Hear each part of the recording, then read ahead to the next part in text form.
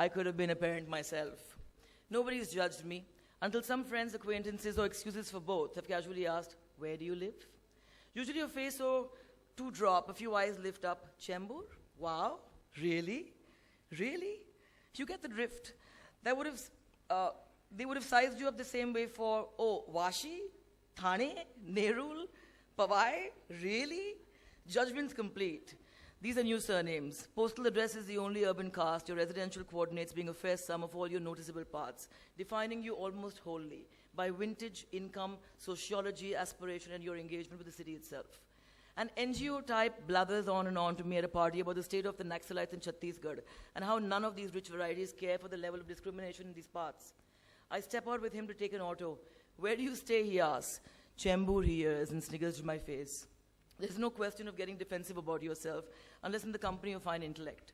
But a neighborhood, even if you don't know its shortest bylanes, is still yours.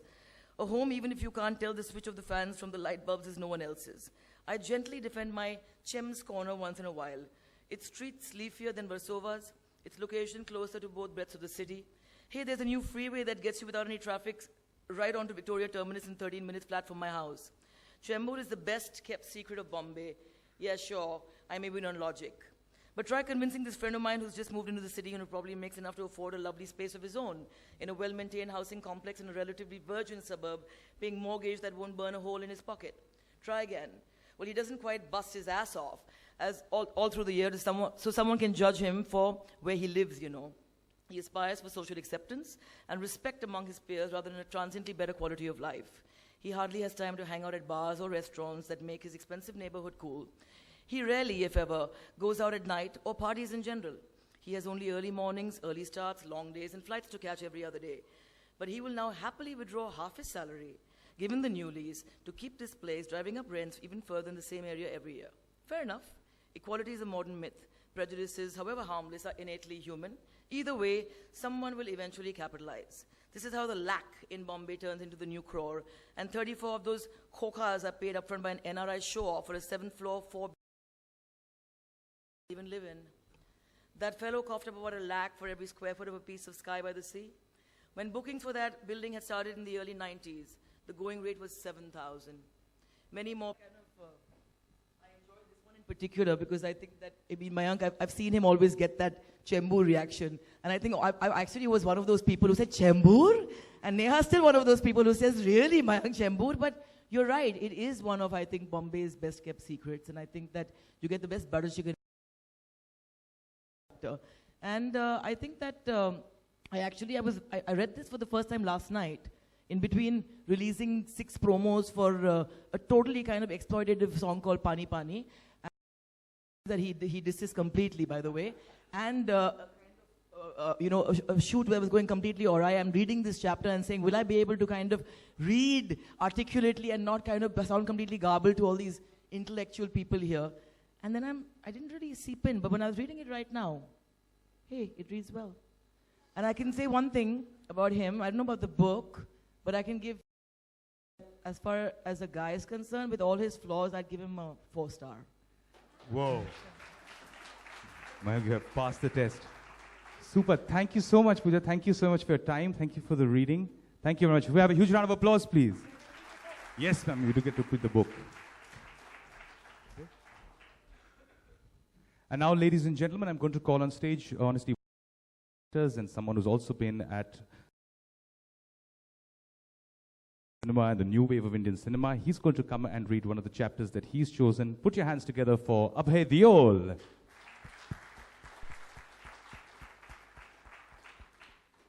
He'll be here in 5 minutes. Mayank? Yeah. He'll just be here in 5 minutes. I think he's downstairs. Oh, he's here. Abhay, thanks so much for being here. Thank you very much, Abhay. Request you to please read. Yes, we've color coordinated each other to death. Abhay, I request you to please read a chapter that I think you chose to read from the book. Yeah. We have found there are two options. One is like there's the podium there.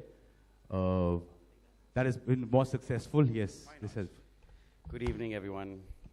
Sorry, I was at another event, which is why. Just made in the nick of time. Called Goras as Gods, which yeah, you know, fair and lovely and all. Why the West won't look at us, but we mustn't stop sucking up. We used to be a fairly decent debating team, quite thorough with our research, adept with the arguments, and always aware of every motion being discussed in the House. There are just that many popular contentious issues in the world, and we debated them all during practice sessions, over and over again, if not at actual tournaments, where we would more often than not win. To put it quite mildly, we were stars of Delhi's university debating circuit that academic season. But at Scotland's December freeze that same year, as we walked from one heated college classroom to another, we seemed like two odd-skinned, small-built specimens in Western clothes.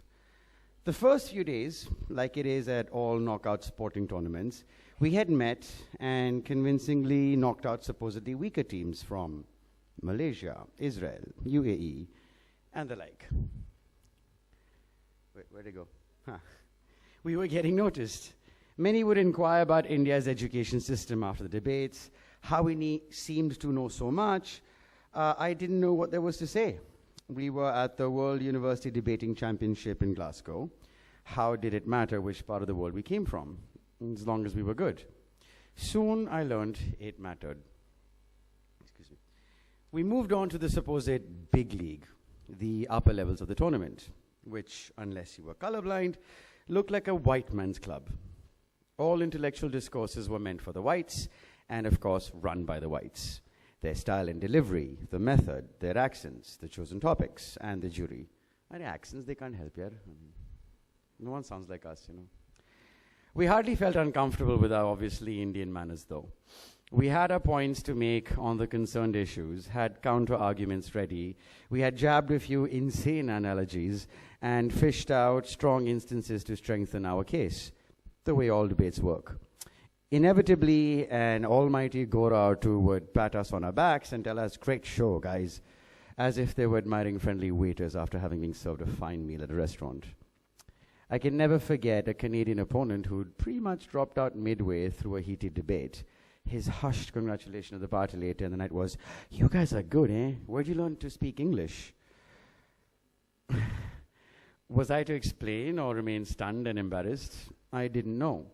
I learned English from the same woman, the queen, who taught you, jackass.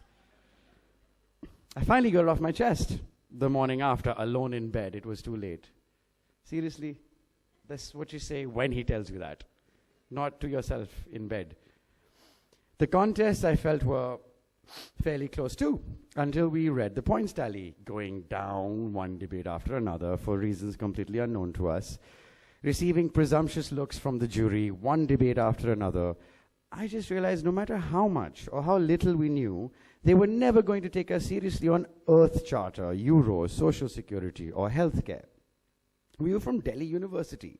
If we were debating yoga, spices, IT, or occult instead, things we knew nothing about, it could have been another story. Debates of the sort where you solve the world's problems in 6 or 7 minutes flat on perceptions, not persuasiveness. We were on the wrong side. At best, first among the third world. We should have been happy to belong to that precious subcategory. It exists in all creative fields, whether literature, arts, or cinema. Western commentators, writers, be artists of the world. Their equivalent from the Eastern Hemisphere, on the other hand, represent their homeland and must, as far as possible, exoticize it in order to be read, heard, or watched by a wider, whiter audience. I don't deny the West its virtues, its multiculturalism in particular. At least it aspires to it, and that's a quality it must remain proud of. But that's supposed to exist within their known environment. Only then will they probably buy it. It's no different for our movies, unless there's a masterly fluke, like Miranar's Monsoon Wedding. What was the fluke? Not from her side. Monsoon Wedding being realistically set in New Delhi, loved within art house circles of New York, although directed by a New York-based filmmaker. Bend It Like Beckham, another beautiful film and a major blockbuster, was about an immigrant population the West does business with. The only Indians from India that the West has been willing to look at have usually appeared in the form of Arabs, monkey eaters, or a fabled Captain Nemo. It never stopped the Indian from sucking up still. Validation from the West is pretty much the ultimate stamp of collective approvals for Indians still. We'd be more than glad to claim any achiever with even a vague trace of Indian blood in their ancestry as our own. Firstly, often someone with an Indian origin in the West is equally expected to have mastered the telling aspects of his ancestry and Indian society while he's lived most of his life abroad and continues to do so. Don't worry, we'll be equally happy to laud you for being Indian if you happen to pick up a Nobel or Booker someday. It's one thing then for Goras, for a change, to become aware of a thoroughly desi Bollywood model who Julia Roberts once called the most beautiful woman in the world. Though we don't quite know when and where she said that about Aishwarya Rai, but never mind that. It's quite another to watch Aishwarya's movie and engage with a point of view. This would be Mistress of Spices. If the point of view is related to India, I guess, it should be ideally about magic, mumbo-jumbo, marriage, and mysticism with a smattering of caste or Kashmir, while at the same time San Francisco is such a sorted, modern. This has been going on for a while. Why am I sitting and blabbering about all this stuff now? As you can tell, I just stepped out of Aishwarya Rai's latest Hollywood film, Gurinder Chadda's Mistress of Spices. That was, yeah. Bend no further, please, Chadda auntie. It's not worth it. There you go. Thank you.